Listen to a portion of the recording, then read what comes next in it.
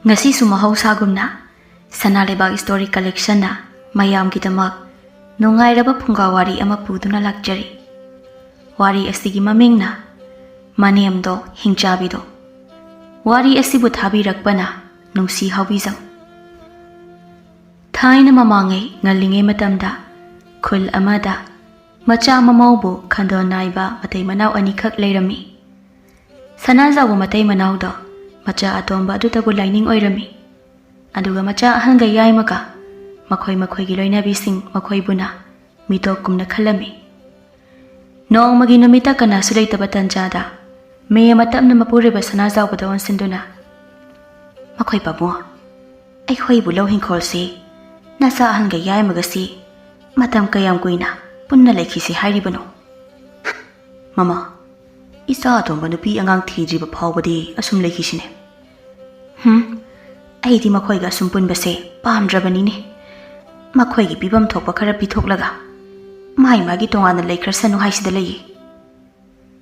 Hay apungbi nangbu panganu ne.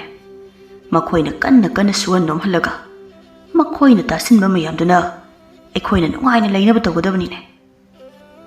Masidi othona pangkhreda. As aidi adudi kanana khanguni haige. Asi haidana matay manawdo phatalawsing kaya tanarami. Asomdana mane maguna phatalawsing tawriba pumbado amata khangzadaba mau anidudi jawkraba hingkhol adu sengdokdana mana masing thanaba hotnari. Thabak asum surambadagi mau yai matam phadu waraduna sor sangna hondoklaga haifet phamthaduna humai humna phagi oina haireklami.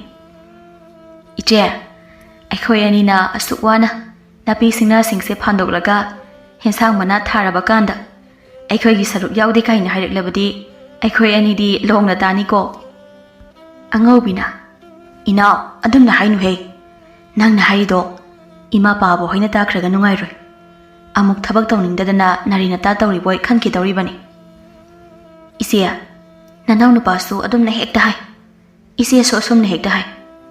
Hoi ima pabo hoina budi ahal oire haibu masa mamau oiba akhoi sibu takhaidana asuk suhaningli basibu kaigino khangde. Adugane aina khanbadadi ima pabo hoina akhoi ga tombaga sa ikhet-khetnana yengbadongna tawi.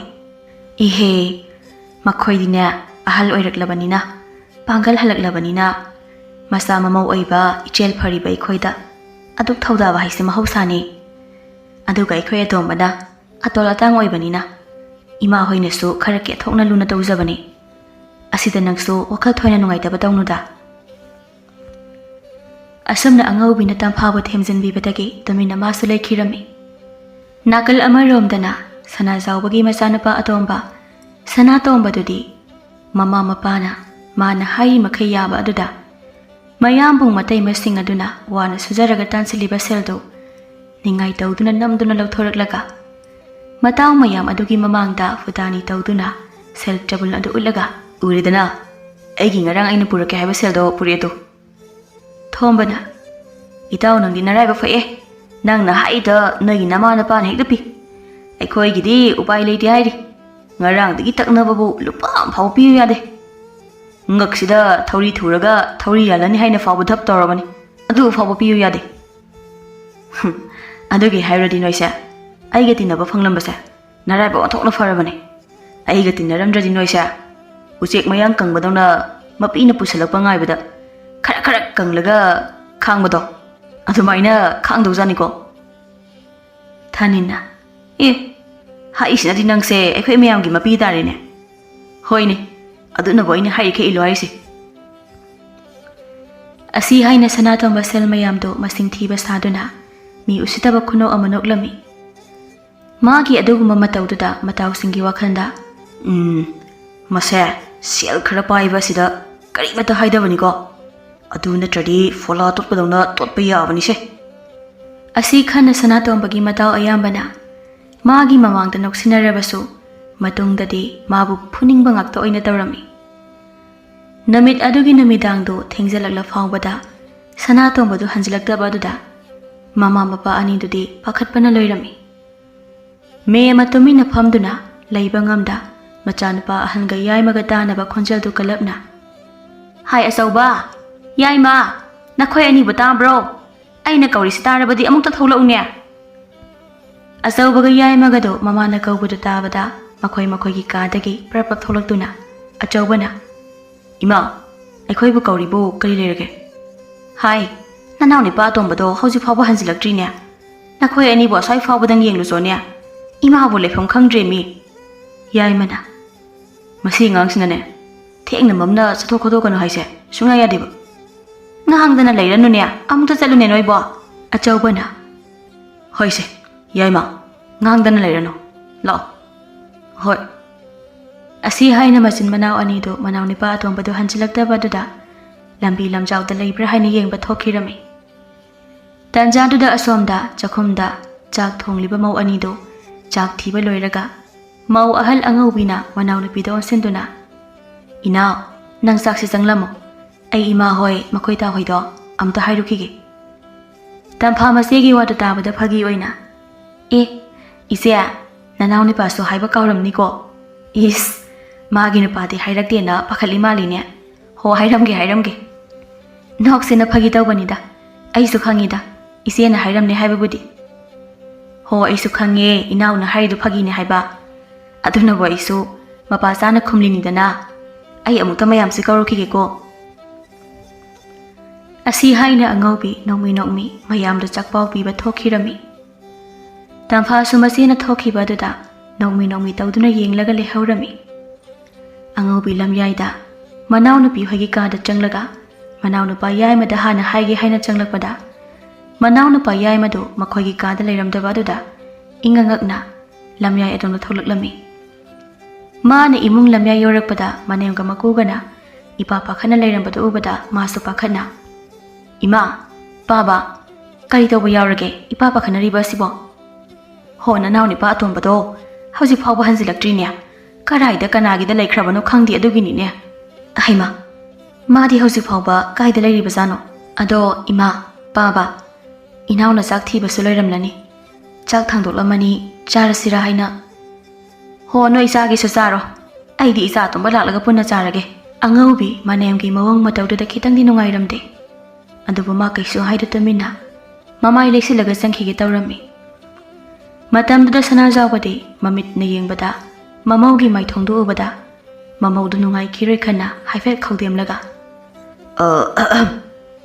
Ibema namagido ningthina khillaga thamlo. Asobuga yaimagasu manau nipa yengba thokhibane. Aduna pabagiduda oina thangdolamo. Hoi baba. Asi haina angawida tumina adumak changkhirami.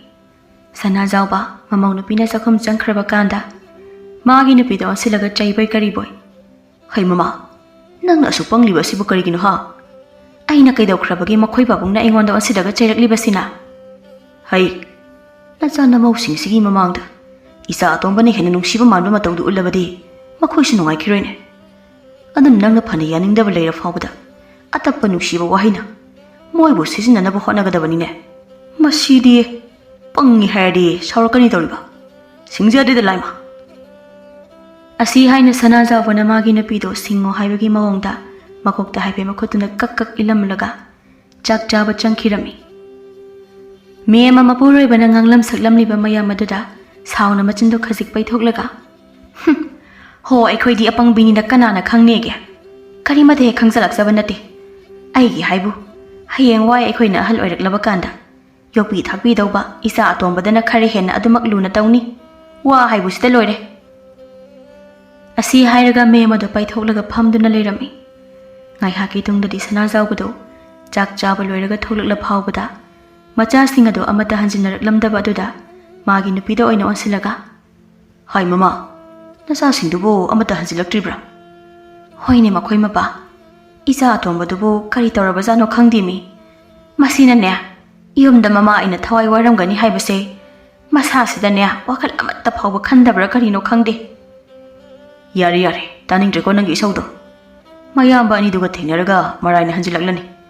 Nangsu chakse ingdringa sida chathoknaba tawrodana. Aine isa atomba laktriba phawbane karimata hek chakhiroi. Phare adu oirabadi nangne Hore na cha atomba na hing nong yaida laklabasu adumak ngairaga leiroko. Asi haiduna sanazauba kangkhal tharami. Madu ubada me madu ingangakna. Karino, chak saba tokpada ngairingaiduda tumlage haibiribro kangkhal tharibadubo. Tumdradi aibu kaidoku hairibanu ha. Mapani kaina, masana pa asina hanzilaktribase. Karino karaino kaina karimata khanbibagi wa leiponteba. Magi safam thokpa chani. Tumpham thokpa tumni haibagi mawong amada. Adum lekhradawbani. Nati aibu tumdrabadi isa nupado hanzilakti haiduna. Nanga adumaina dum ishaw langlaga layo hairibro ha. Kari mapano sibo. Asi haiduna me amaga sanazaubaga kanna hekta khanaraklami. Manemga makuga ngangnariba adu taraga mau anidudi nokningbana suloirabani. Aduna anido machin melaga sunokliponi. Matamdu tamphana masida onsilaga. Iche haiso haibani imase. Akhoi atombada khare hena lumna adum lawba male. Macha atomba hanzilakte haina thiba thokiba machanupa anidugi karimada hek pakhataba ngami. Imagi thamoi sisu angakpani. As nang sisu atomba hanzilaktabagi pakhatana tawringai sida. Nang nanganglido amuk takhrabadine soidana wa thoknaba soiroi bema. Is asengba haibabo haibani wa thoknarasu aidi kaisu kibide. Ibema kibide kaina hairu laklunu. Kanana khangba nupa sina mama mapa na hena lumi hairakpada aikhoi ani wangang pham lairoidawrini adu susumine iche nupi oibe aikhoi mapokse thondi toli dako asi haiduna makhoi ani do hakang wawa chanduna mapureba sing hanjilakpa ngaiduna leirami ngai haki tong damachin manau anina manau nupa atombado lambi da yu ngauraga taraga leirambadagi chaplaga mayumda pusilaklami achauba thongdu thinduna Ima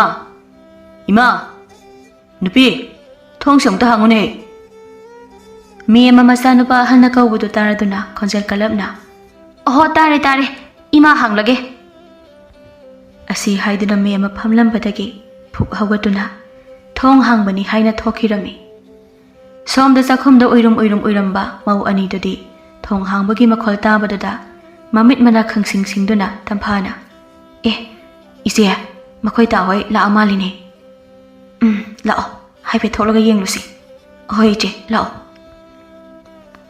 asi haiduna makhoi anisu chakhamdagi lamyai adomda tholaklami matamda sana tombado chatpa ngamboi ngamdaboi hairang turang tawbaduda mayamba anina samduna pusilakba aduda meyamati pakhatna image tomba kaino nangna tawrakliba matawsibo sana tomba mamana hairakliba badu tabada ngauri maron mari iphai na ima nacha andakti thamoisha puba ngamdana yu khitang thalakpanida khitang nida asi haiduna sanatomba mama da onsilaga makhut khutombi aduda khutpina namlaga khitang ni haibagumna ulami madu ubada mayamba anidudi sauningbana loirabani mihulnaga khara phattaba yai madudi sauri tawduna Atomba, yare. Thau saurdi nangi kada potharulo. Ngai ko. Ima da masagi penda basa among tam kige. Adudagi dine saurlaga khusa yarokba soire.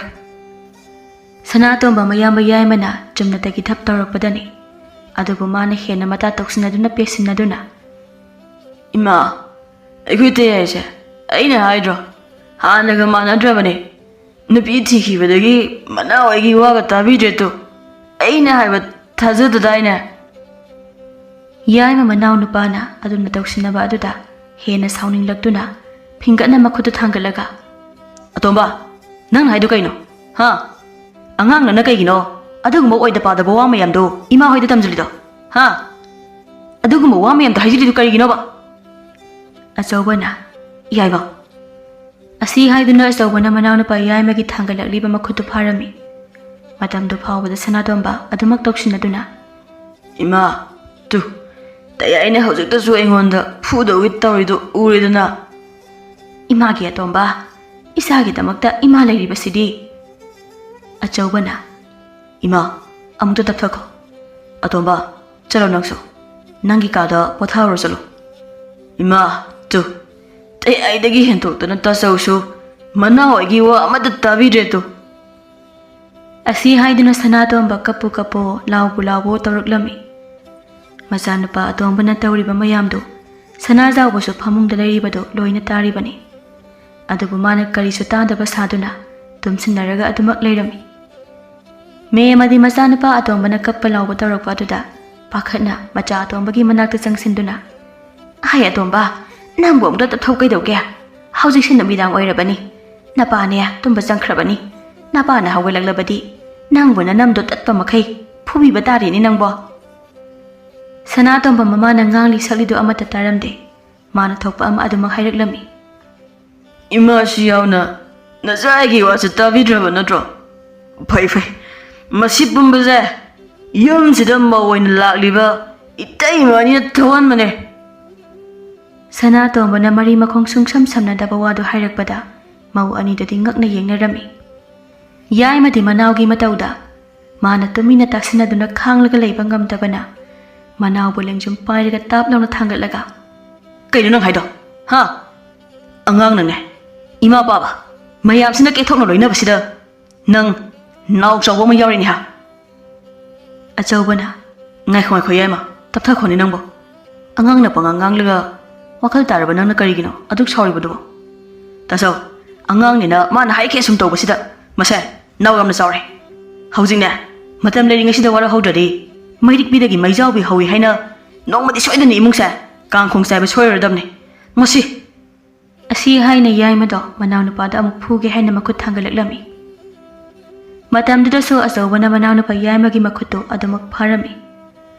Me amadi macha ahumgi matauda kanana chumi lali haiba yengda sauna macha ahanga yaimagada oina onsilaga achawba yaima pharasu phatrasu nanawse nakhoigi hek narem khak natro mana magi penda bo khara haibada noina su sauriba sibu karigino ha.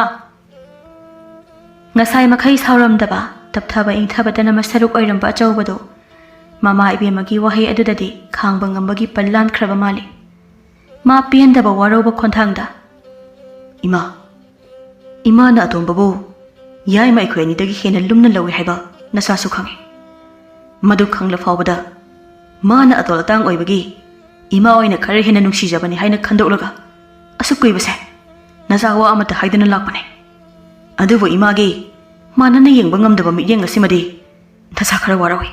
Asi haina achawba mamada warawa miyeng ama yenglamlaga tapna makhoigi karamda changge tawrami. Matamda saksangi thongzin mapalda kiru pakhana lepliba magi nupido silaga launaksu kada thuna chamo aduda kuina lerano mi phatabu yamna le jajat ki badana um bisin birakani. Asi hairam laga azawbada makhoigi kada adumak changkhirami. Yai masu mayambana hek changkhibaga magi nupido silaga nangsu thuna lo ichanglamaki. Asi haiduna yai masu makhoigi kadamna changkhirami. Tauriba mataududa mau anido ngakna amana amada yengnaduna ina karina tauriba matausibo ai kokpu ingaw ngawrimi. As ije ai suni tarangbu icha chaleda ado itena lao hairamido changuro ai suna nanu pagi manaktane amuta changlukhige.